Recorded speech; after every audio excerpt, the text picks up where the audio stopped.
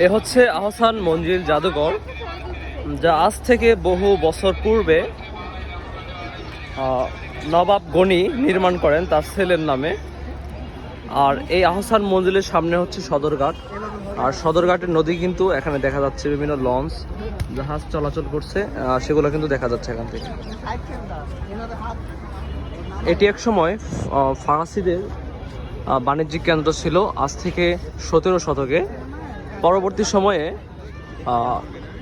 1859 সালে নবাব গনি এই জায়গাটি ক্রয় করে নেয় এবং পরবর্তীতে তার ছেলে আহসান উল্লাহর নামে এই প্রাসাদটি নির্মাণ করেন, যাকে বলা হয় আহসান মঞ্জিল। তার ছেলের নাম অনুসারে আহসান মঞ্জিল জায়গাটির নামকরণ করা হয়। আহসান মঞ্জিল জাদুঘরটি হচ্ছে জাতীয় জাদুঘরের একটি অংশ।